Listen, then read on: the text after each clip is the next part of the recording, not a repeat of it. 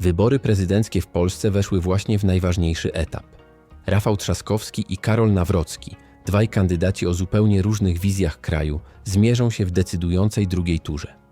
Istotnym graczem stał się Sławomir Mencen, który przedstawił obu kandydatom listę warunków, od których zależy poparcie jego wyborców.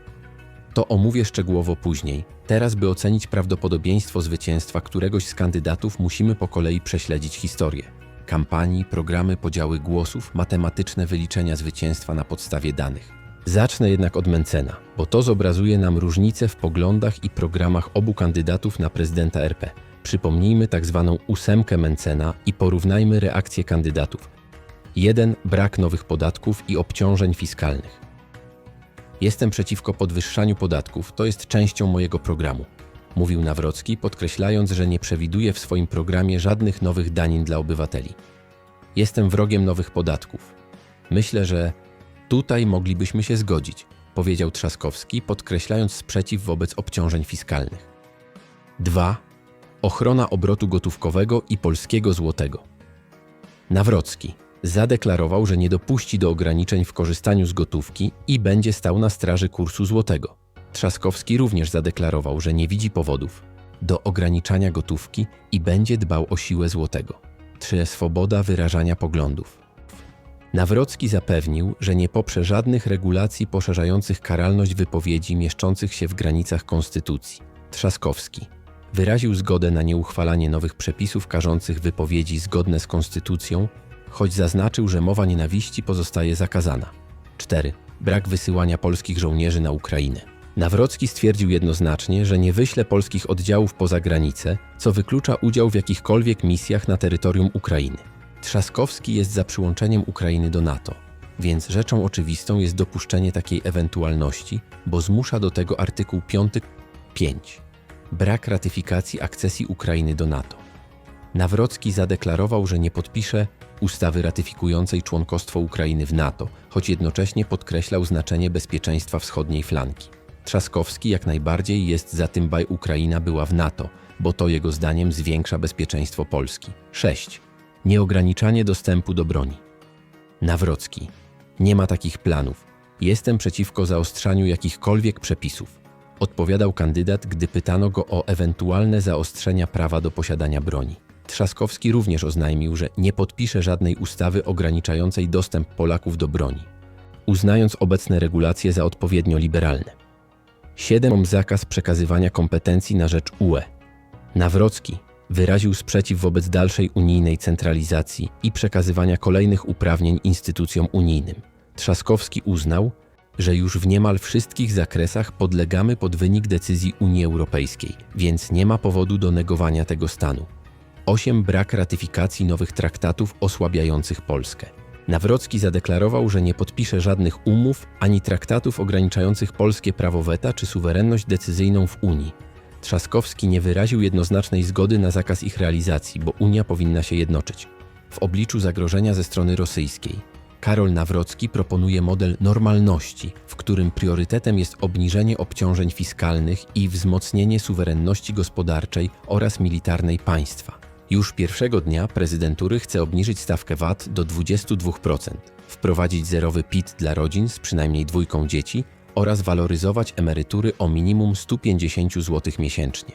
Zapowiada też sprzeciw wobec Zielonego Ładu UE i wzmocnienie relacji sojuszniczych ze Stanami Zjednoczonymi, zwiększenie wydatków na armię do co najmniej 300 000 żołnierzy oraz obronę polskich rolników przed tańszymi produktami ukraińskimi. Rafał Trzaskowski kładzie nacisk na równoważenie inwestycji społecznych i bezpieczeństwa.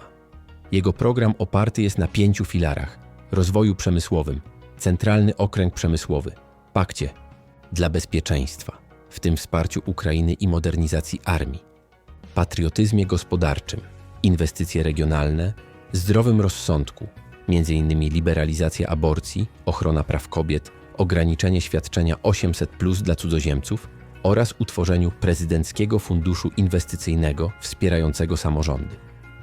Nadal opowiada się za silną integracją z UE i utrzymaniem wsparcia dla Ukrainy. W podsumowaniu trzeba zaznaczyć, że Nawrocki jest proamerykański, a Trzaskowski proeuropejski. Przechodzimy do punktu drugiego naszej analizy, którym jest podział głosów po pierwszej turze i potencjalne pozyskanie elektoratu podczas drugiej tury. W tym rozdziale trochę matematyki i rachunku prawdopodobieństwa. Jak wiemy, Rafał Trzaskowski otrzymał 31,36% głosów, co przekłada się na 6 147 743 oddane głosy. Karol Nawrocki uzyskał 29,54% poparcia, co oznacza 5 790 762 głosy. A oto jak rozkłada się prognoza przeniesienia głosów od lektoratów kandydatów, którzy odpadli z gry. Mencen z Konfederacji uzyskał 14%, które rozdzieli się na Nawrockiego 70%, Trzaskowskiego 30%. Hołownia uzyskał niecałe 5%, które rozdzielą się na Nawrockiego 20%, Trzaskowskiego 80%. Zandberg uzyskał niecałe 5%, które rozdzielą się na Nawrockiego 10%, Trzaskowskiego 90%. Biejat nieco ponad 4%, które rozdzielą się na Nawrockiego 5%, Trzaskowskiego 95%. Braun uzyskał nieco ponad 6%, które przejdą do Nawrockiego 60%, Trzaskowskiego 40%. Trochę matematyki. Wyliczenia mają Państwo na ekranie. Wynika z prognoz, że Trzaskowski otrzyma około 52%, Nawrocki 48%. Część trzecia analizy to afery. Podczas kampanii Karol Nawrocki stanął przed poważnym kryzysem wizerunkowym, kiedy wyszło na jaw, że choć przekonywał, iż posiada tylko jedno mieszkanie, to jednak ma ich co najmniej dwa, w tym jeden. Lokal kupiony od schorowanego seniora na kontrowersyjnych warunkach, co stało się podstawą skargi do prokuratury ze strony Magdaleny Biejat. Dodatkowo ujawniono, że kilka lat temu zamaskował się pod pseudonimem literackim Tadeusz Batyr, by na własnym kanale telewizyjnym promować książkę, którą sam sobie napisał, co wywołało falę drwin z jego autentyczności i manipulacji publicznej. Niedawno przyznał także, że brał udział w ulicznych potyczkach kibiców piłkarskich, określając je jako szlachetne starcie, co zwróciło uwagę opinii publicznej na jego dawną aktywność i etykę osobistą. Wśród najnowszych materiałów pojawiły się też raporty o potencjalnym oszustwie przy transakcji mieszkania, gdzie zarzuca mu się wykorzystanie wiedzy o słabościach zdrowotnych sprzedającego, co jeśli zostanie podbite negatywną narracją, może poważnie osłabić jego poparcie wśród umiarkowanych konserwatystów. Trzaskowski również ma swoje grzeszki. Rafał Trzaskowski znalazł się pod lupą po tym, jak NASK, Krajowa Agencja Bezpieczeństwa Sieci, zauważyła nietypowe, potencjalnie obce reklamy na Facebooku krytykujące konkurentów KO, co PiS uznało za złamanie prawa finansowania kampanii. Trzaskowski wielokrotnie odrzucał zarzuty o jakiekolwiek związki swojej ekipy z tą akcją reklamową, zapewniając, że jego kampania działa transparentnie, jednak wymagało to od niego publicznych wyjaśnień i odcięcia się od byłych współpracowników. Również próba zorganizowania jednoosobowej debaty telewizyjnej z Nawrockim zakończyła się chaosem. Kilka sieci odmówiło emisji, a sam Trzaskowski był krytykowany za brak koordynacji i przygotowania do wystąpienia na żywo, co uwypukliło słabości w sztabie medialnym. Ponadto pojawiły się oskarżenia o współpracę tajnych kont na mediach społecznościowych do kreowania fałszywych narracji.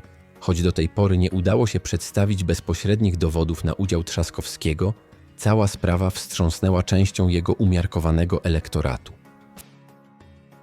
W kolejnym punkcie tej analizy trzeba wspomnieć o osobach, które nie głosowały w pierwszej turze i rezerwach mobilizacyjnych elektoratów.